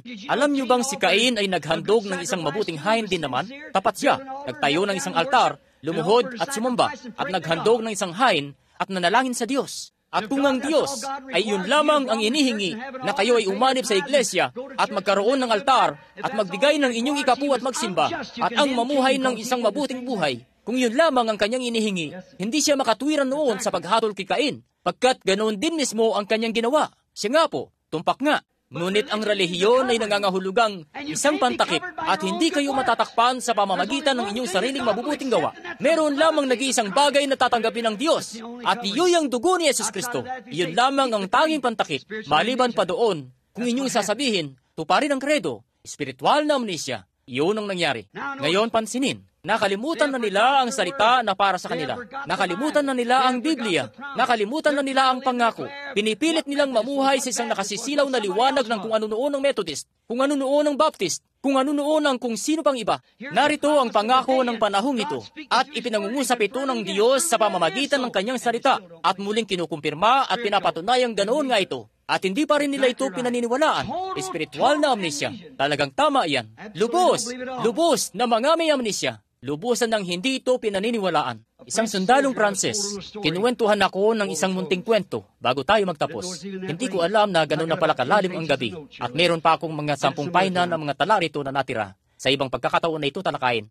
Pansinin, isang sundalong Pranses, meron silang isang pangkat ng mga sundalo sa hukbo at nagkaroon sila nitong amnesia dahil ito sa pagkasindak doon sa digmaan. At nagkaroon sila ng isang programa at sila, nanawagan sila at hinayaang bumusita ang mga taong may nawawalang mga mahal sa buhay at pinatingnan kung kaya nilang kilalanin ang mga lalaking ito. Wala nang pag-asa pa para sa mga ito. Marahil 1 o 2 mula roon ang nakilala. At pagkatapos ay dinala na nila ang lahat ng iba pa sa mga ito. Kanilang dadalhin ang mga ito sa isang sanitarium kung saan nila kakailanganing manatili sa nalalabi pang buhay nila. Papakyat sila sa may gilid ng burol. Ang tren na papakyat noon at huminto sila sa isang istasyon. Pinalabas ang mga lalaking iyon at pinag-unat-unat ang kanilang mga binti at lumabas doon sa may burol ang mga bantay upang bantayan sila. Dahil sa kung may amnesia, sila, kailangan nila silang bantayan. Kaya binantayan nila ang isang kabataang lalaki roon. Lumabas siya at nagsimulang tumingin-tingin doon sa tangke ng tubig. Tingnan ang buong paligid ng burol. Kinuskos niya ang kanyang mukha at siya'y nangilala. At muli siyang tumingin at nakita niya yung tangke ng tubig.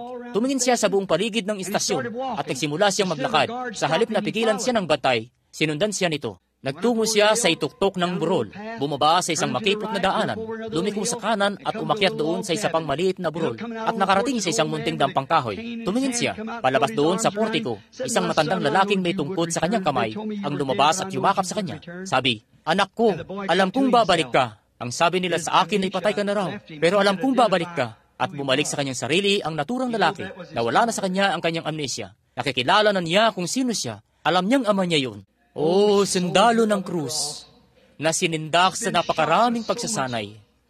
Napakaraming mga paninindak ng denominasyon at kredo at mga bagay ng sanlibutan. Bakit hindi ka lumabas sandali at tumingin-tingin sa Biblia? Magmuni-muni at baka masumpungan mo ang iyong sariling napagkikilala rito sa salita bilang isang mananampalataya isa sa mga araw na ito. Maaaring hindi mo pa siya kilala. Baka makabalik ka sa iyong sarili, gaya ng ginawa ng alibughang anak, at masumpungan ang iyong sarili. Baka matagpuan ninyo ang inyong pagkakakilanlan sa mga salita ng Diyos. May isang nagsabi nung isang araw kamakailan, sabi, "Pero kapatid na Branham, tingnan mo kami mga taong Pentecostal. Gaano kagagandang mga iglesia meron kami. Kami? Meron kaming sinanay na mga ministro. Makinig, kapag pinakasalan ng isang lalaki ang isang asawang babae, hindi siya nagtitiwala sa ganda nito. Hindi, nagtitiwala siya sa katapatan ng pangako nito, ng salita nito. Hindi siya nagtitiwala sa ganda nito. Nagtitiwala siya sa katapatan nito. At ganyan nga kapag ikinasal kayo sa Diyos. Hindi kayo nagtitiwala sa kung anong malakit magandang iglesyang inyong may tatayo, kundi sa pangako na ginawa ni Yesus Kristo na ako ang siya rin kahapon, ngayon at magpakailanman. Sumasampalataya ba kayo diyan? Iukod natin ang ating mga ulo sandali. Iniisip ko sa gabing ito, dito sa loob ng gusali, kung saan nangakaupo ang mga tao, kung saay mayroong mga kalalakihan at mga kababaihan na walang hanggan, mga taong nakatalagang patungo sa walang hanggan, at alam ninyong balang araw o sa iba pa man ay kakailanganin ninyong katagpuin ng Diyos. At iniisip ko kung meron kayong taglay na katiting na hininga ng amnisyang iyon, at kayo'y magiging napagkilala kayo sa maling bagay, at kayo'y tila ba nais ninyong magmuni-muni ngayong gabi at alamin kung hindi ba kayo maaaring mapagkilala kay Kristo Jesus? Maaari bang itaas ninyo ang inyong kamay, sabihin, ipanalangin mo ako, kapatid na Branham. Ako, nais kong makilala bilang isang tunay na Kristiyano, isang tunay na mananampalataya. Pagpalain ka ng Diyos. Pagpalain ka ng Diyos. Pagpalain kayo. Oo, siya nga. Saan man, pagpalain kayo ng Panginoong Diyos. Kung mayroong isa doon sa balkonahe, sabihin mo, kapatid, sumasampalataya talaga akong iyon ang katotohanan. Sumasampalataya ako bilang mga Kristiyano. Hindi tayo mga Kristiyanong gaya nila ng nagdaang mga taon. Paano naman kayo mga taga-Pentecostal nang ang inyong mga ina at mga amay dating tumatayo dito sa may lansangan at pinatutunog ang isang lumang tamborin? At ang inyong ina, kung paano niya kinailangan niyang mahapo at magpakahirap kasama kayong mga mumunting bata, kung minsay kinailangan ninyong manatiling walang damit at lahat na ng iba pa. Subalit si Itay at si Inay ay tapat sa layunin, ang iyangat si Kristo. Tingnan kung anong ginawa ninyong mga Pentecostal. Noong nakarang 50 taon, lumabas kayo ng organisasyon. Iyon ang nagpaging Pentecostal sa inyo. Inyong inihiwalay ang inyong sarili sa mga di mananampalataya. At gaya ng baboy sa lubluban nito at ng aso sa suka nito, muli kayong nagsibalik at ginawa ang gayunding bagay. Gumawa ng gayunding uri ng kaguluhang inyong nilabasan. Anong problema? Kumalat ang espiritual na amnesia sa kalagitnaan ng mga tao. Meron na kayong mga kredo at mga makadenominasyong papeles nyo ngayon. At naroon na kayo mismong kasama ng iba pa sa kanila. Gusto nang maging katulad ng lahat ng iba pa sa kanila. Pinahintulutan na ninyo ang inyong mga kababaihan na putulan ng kanilang buhok, maglagay ng mga kolorete. Kayo, pinahihintulutan na ninyo silang gawin ang lahat ng mga bagay na ito. Pinahihintulutan ng lahat na ng mga bagay na ito sa mga iglesia. Ano ba ito? Espiritual na amnesia. Pagkatapos, malalaman mo na lang kapag nagsimula ng dalawin ng Diyos sa mga tao. Pagkatapos, ano ang nangyayari? Hindi ninyo ito magawang tanggapin. Kita nyo? Malubha na kasi ang karamdaman ninyong amnesyang yan. Kita nyo? Ang nag-iisang bagay na kailan may narinig ninyo. Hindi nyo ba naisip na dapat kayong lumabas sa kredong iyan kahit sandali man lamang at damputin ang Biblia? At ang makita kung ano sana ang dapat pagkakilanlan sa isang Kristiyano? Lalakip ang mga tandang ito sa mga nananampalataya. Mga gawa, sinabi ni Pedro, mangagsisi ang bawat isa sa inyo at mangagpabautismo sa pangalan ni Yesus Kristo para sa ikapagpapatawad ng inyong kasalanan at inyong tatanggapin ang kaloob ng banal na Espiritu, sapagkat sa inyo ang pangako at sa inyong mga anak at sa mga nasa malayo, maging ilan man ang tawagin ng Panginoon nating Diyos. Kapag sinabi nila sa inyong hindi ganoon iyon, kung gayoy mayroong isang malalang kaso ng amnesia ang inyong pastor, hindi niya makita ang kanyang sariling napagkikilalang kasama ng iglesyang iyon na hindi organisasyon, isang iglesia, isang mistikal na katawan ni Kristo. Ngayon, naririto ang banal na Espiritu. Naririto siya upang gawin kung ano ang sadyang eksaktong ipinangako niyang gagawin. Ngayon, habang kayo nariritong nangakayukod ang inyong mga ulo, magpatuloy lamang sa pananalangin. Hayaang ang Espiritu Santo ang mangusap mismo at makita kung ito, nalalaman iyan ni numan ang pangako, kung una ito para sa panahong ito. Ngayon kayong nasa pangangailangan ngayong gabi, kayo, marami sa inyo ang nagsipagtaas ng inyong mga kamay. Bago ninyo gawin iyon, iniisip ko, habang naririto tayo at tunay na nananalangin para sa mga may sakit, iniisip ko kung magagawa ninyong lumayo sa kawalan ng pananampalatayang iyon, sa denominasyong iyon, sa kredong iyon na nagsasabi sa inyong hindi ganoon ang mga bagay na ito, yung isa na nagsasabi sa inyong ito'y sa diablo. Kapag ganilang ginawa iyon, hindi na sila patatawarin pa sa mundong ito o sa mundong darating.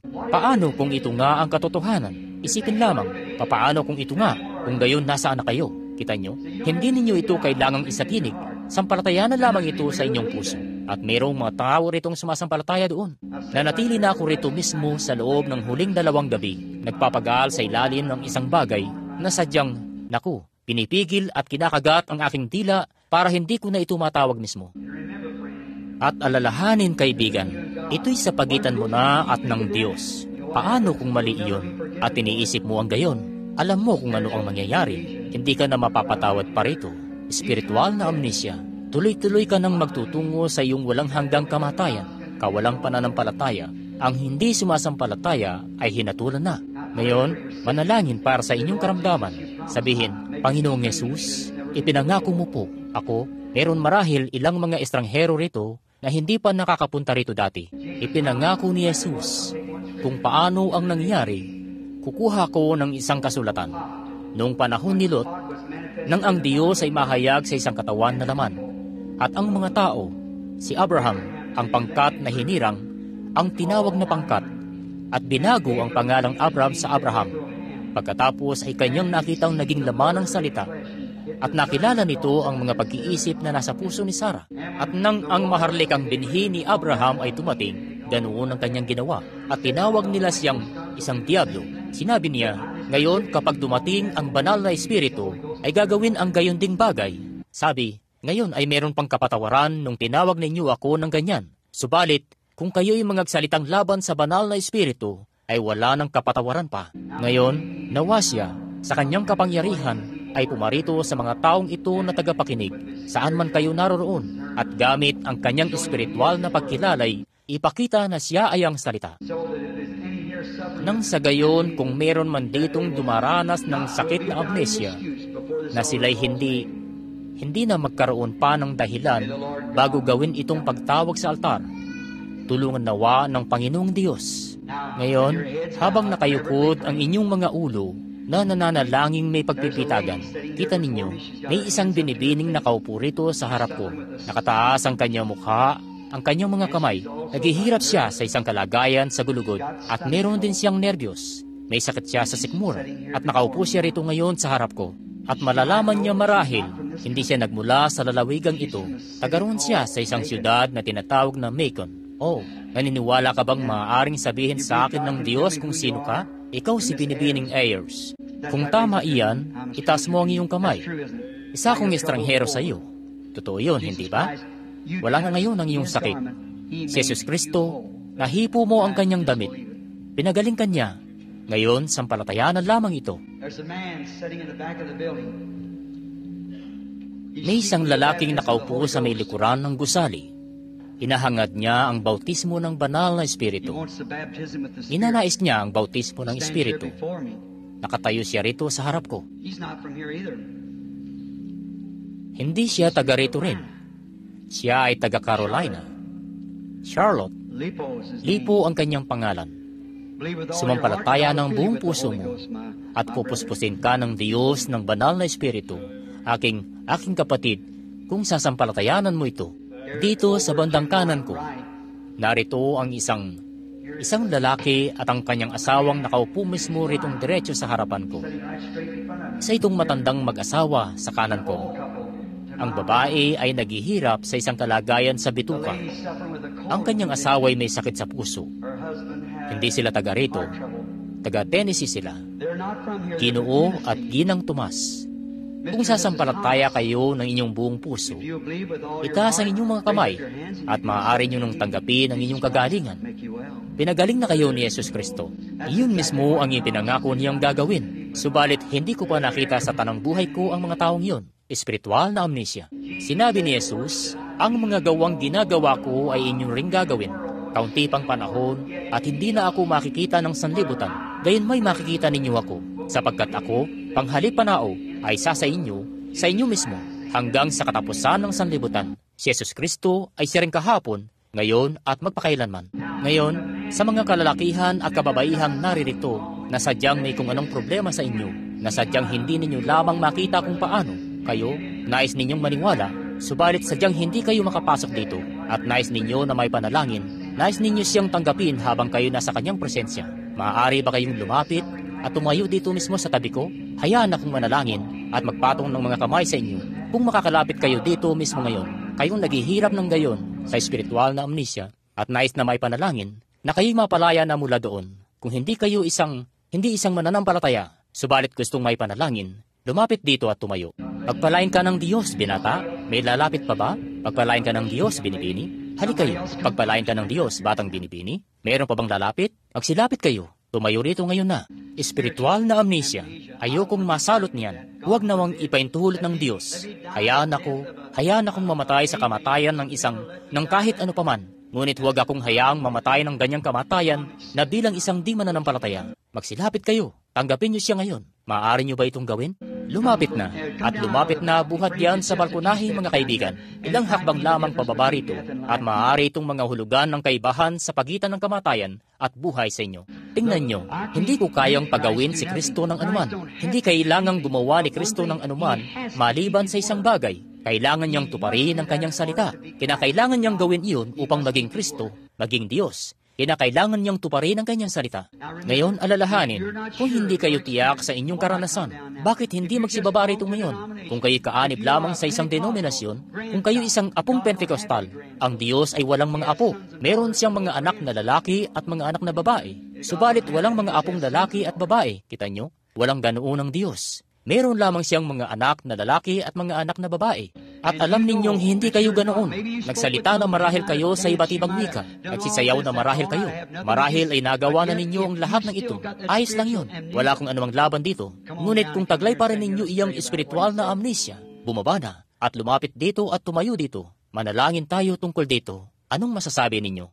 Miyembro ng iglesia, isa lamang naturingan na miyembro ng iglesia. Bakit hindi kayo magsiparito at alisin na natin yun ngayon? Hindi ko gustong lisanin ang Birmingham dito at nalalamang balang araw kapag dumating na ang paghatol at kakailanganin ko nang tumayo sa panahong iyon sa inyong harapan. Tandaan, makikita ko kayong muli. Kung hindi ko na kayo makita parito sa ganito, o aking makikita kayo sa paghatol at kakailanganin kong managot para sa sinabi ko ngayong gabi. Ngayon makinig, magsipagsisi mga kaibigan, magsipagsisi. Lumabas na rito, lumabas na kayo diyan. Lumapit na ngayon. Yan ay dapat nang magawa ng bawat babaeng gupit ang buhok sa lalawigang ito o sa dakong ito na mapalapit dito ngayon. Talagang tama iyon. Iyon na wala kayong sapat na kaluwagang loob para talagang masabi, ako,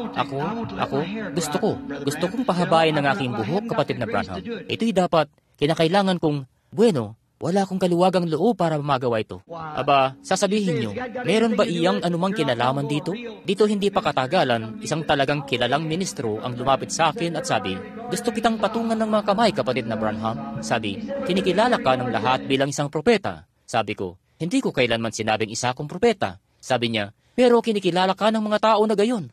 Lagi mong pinatatamaan ang mga kababaihang iyon tungkol sa pagsusot ng shorts. Na isang lalaking Pentecostal.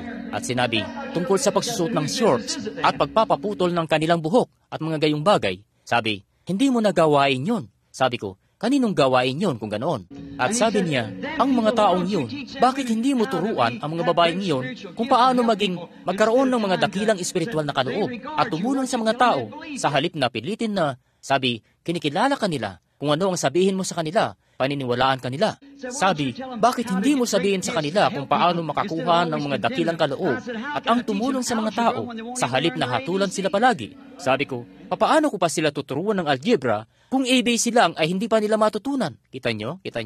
Kinakailangan ninyong magsimula sa ibaba. Ang magsisi o mamatay! Ngayon, maaari ninyong gawin kung anong gusto nyo. Magsisi o mamatay. Malinaw na ipinakilala na ni Yesus Kristo ang kanyang sarili dito, gabi-gabi. At ito ang gabi na tayo lumilipat na para sa kaligtasan ito. Ilang hakbang lang naman paakyat dito at marami pa akong oras upang maghintay. Tandaan, Birmingham, wala sa akin ang inyong dugo. Inosente ako. At kung nasa inyo talaga ang banal na espiritu, may pagkakataon na kayong lumapit ngayon. At kung dumaranas kayo ng kung anong uri ng iglesia ni Dad na nagdulot sa inyo ng pagkakaroon ng espiritual na amnesia, bakit hindi kayo magsilapit? Si Jesus ang lunas. Maaari bang magsilapit kayo?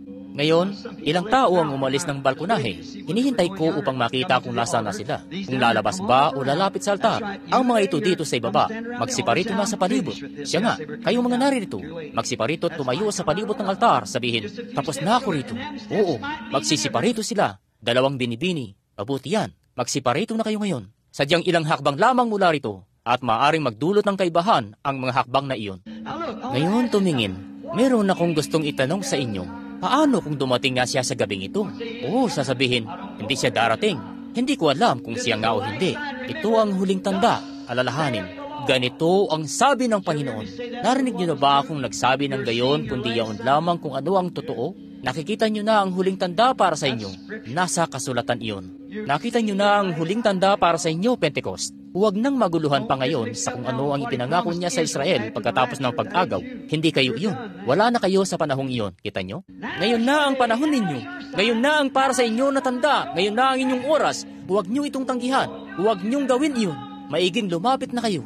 Naniniwala ba kayong lingkod ako ng Diyos? Tandaan, Birmingham, hindi pa ako nakakatagpo ng higit na kalugod-lugod na mga tao. Kayo ang pinakakalugod-lugod na mga taong ibig kong makilala sa buhay ko. Subalit kailangan ninyo ng isang revival. Nag-aagaw buhay na kayo. Nagkakaroon na kayo ng espiritual na omnisya. Nag-aagaw buhay na kayo. Huwag niyong gawin yun. Buhayin kung ano ang taglay niyo na. Muli itong buhayin ng madali bago pumarito si Jesus. Sige, habang sila'y magpatuloy sa paglapit, hayaan lamang silang patuloy na magsilapit hanggang sa makuha natin lahat ng tinatawag ng Panginoon banda rito. Magsilapit na ngayon. Alisin niyo na ang amnesyang iyon. Ang dakilang manggagamot ay naririto na ngayon upang pagalingin iyon. Alisin iyon sa inyo. Pinatunayan na niya na naririto siya. Ilan ang makakikilala niyon sa pamamagitan ng pagtataas ng inyong kamay? Sabihin, tunay na sinasampalatayanan ko iyon na sinabi niyang gagawin niya ito. Kita niyo? Ngayon naririto siya. Kita niyo? Kita niyo? Sumampalataya kayo. At ilan ang nakakaalam na sinasabi ko sa inyo ang katotohanan na kayo'y nag-aagaw buhay na at nangangailangan ng isang revival. Kita nyo? Katotohanan ito. Kalugod-lugod kayong mga tao. Wala ka nang masusumpungang masihigit pa. Wala nang masihigit pa sa pintig ng mga puso kaysa sa ilalim nitong mga damit ng mga taga-katibugang naririto. Siya nga, mga totoong tao. Subalit mga kapwa ko, maiging gumising na kayo agad mismo. Sa oras na hindi ninyo iniisip, maaari itong mangyari. Maaring hindi ito mangyari. Hindi ko alam. Subalit tandaan, dumarating na sa inyo ang huling babala sa inyo. Kaya tumakas na habang may panahon pa kayo upang tumakas. Magsilapit na ngayon. Hanggat nagsisilapit sila, mananatili akong naghihintay sapagkat maaring mayroong katumbas ng 10,000 mundo ang isang kaluluwa. At hanggat napapahinuhod ang mga tao, nais ko itong makitang maging isang napakalaking revival na magsasaayos sa bawat iglesyang narito sa palibot. Kung inyong tatapusin na ang inyong mga pagkakaiba at aalisin ang lahat ng pagkamakasariling iyon at tatanggapin ng banal na espiritu. Sinasabi ninyong pinaniniwalaan ninyo ito. Sinasabi ninyong pinaniniwalaan ninyo ito at nang pumarito ito upang ipakilala ang sarili nito, saka kayo maghihiwa-hiwalay. Bakit hindi ipakipagkaisa ang ating mga puso sa salita ng Diyos at sampalatayanan ng katotohanan? Iyon dapat, patuloy lamang kayong mamamatay ng mamamatay at magtutungo mismo kayo papasok sa Laodicea. Eksakto sa kung ano ang ipinangako niya. Ito'y magiging gayon nga. Maaari bang magsilapit na kayo ngayon? Ngayon na ang araw. Ngayon na ang panahong kanais-nais. Masdan kung ano ang gagawin ng Espiritu Santo. Ngayon, nais kong pumarito ang lahat ng mga ministro na nagmamalasakit sa mga taong ito na magsipanalangin kasama ko rin. Magsipunta kayo rito. Lahat ng mga ministrong nagmamalasakit sa mga taong ito. Magsiparito kayo. Magsiparito lang agad sa palibot at magsilapit sa gitna ng mga tao. Ang ministro o isang personal na manggagawa, isang mabuting personal na manggagawa, isang kababaihang nais tumayong kasama ng mga kababaihang ito ngayon. Sasampalataya ako ng buong puso ko. Napaparito ang banal na Espiritu sa dakong ito mismo ngayon at sadyang ipakikilala ang kanyang sarili sa gitna ng lahat ng mga taong ito. Ngayon, hayaang turuan ko ang mga taong ito rito muna. Ngayon mga kaibigan, anuman ang dahilan ng inyong ipinarito ay alam niya at mapapatunayan ko ito sa inyo. Kukuhanin nito isa-isa. Dadalhin kayo rito sa entabladong ito at walang isa mang bagay na hindi niya ipahahayag. Ngayon iyo'y mula pa nung ako'y isang munting bata. Walang alinlangan sa kaloob na iyon. Ngunit ang tanong ay, kaya niyo ba itong tanggapin? Sinasampalatayanan niyo ba ito? Ngayon naririto siya.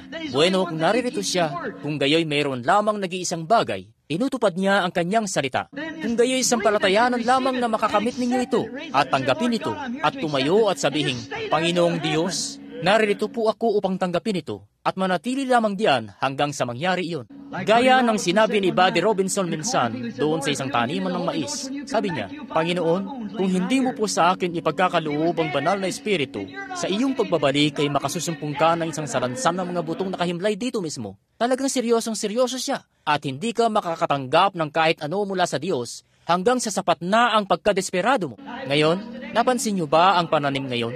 Napansin niyo ba ngayon kung ano ang ginagawa natin? Tayo sa katunayan, meron na tayong sapat na Diyos sa atin hanggang sa kung saan sa pagparito natin sa entablado ay sinasabi natin, oo, marahil nga'y maiging lumapit na ako. Ngayon ito ay karanasang pangbuong mundo. Oo, mabuti niyang pumaro na ako at tumayo. Sabihin, bueno, hindi ko alam. Narito na ako, kita niyo. Anong punto na maaaring makahinatnan mo? Walang apoy na nag-aalab, walang kasigasigan, walang isang dapat makapasok na talaga rito. At bilang isang ebanghelista, sadyang nasasaktan akong makita ang mga tao ng Diyos sa ganong kalagayan.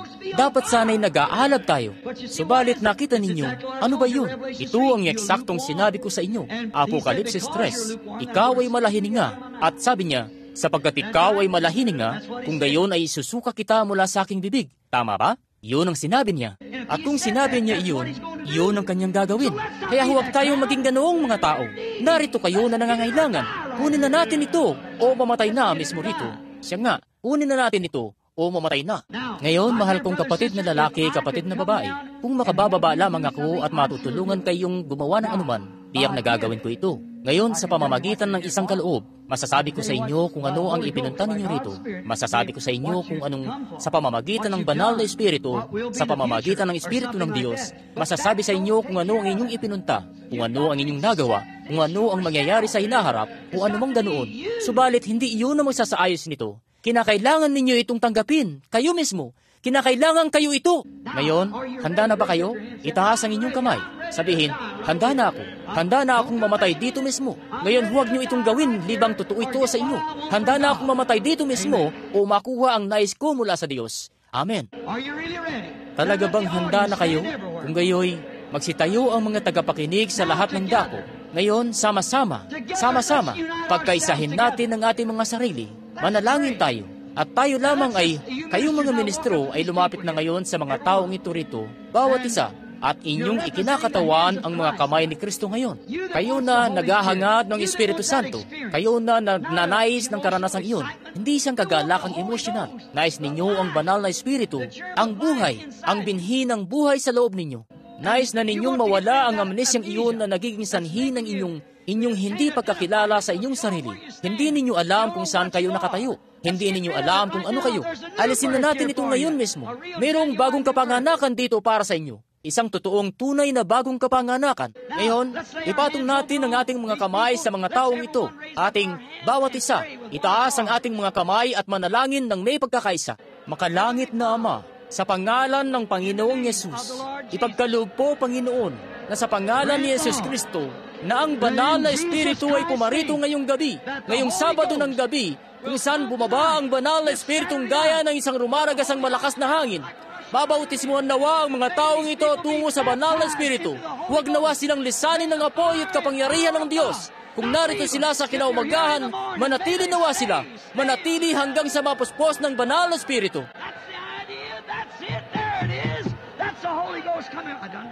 Ganyan ang layunin. Ganyan nga. Hayan na ito. Iyon ang banal na Espiritong nagpupuspos. Nagawa ko na ito. Alam ko iyon. Yun lamang. Sampalatayanan ito ngayon. Tanggapin ito. Mapuspos ng kanyang mga pagpapala.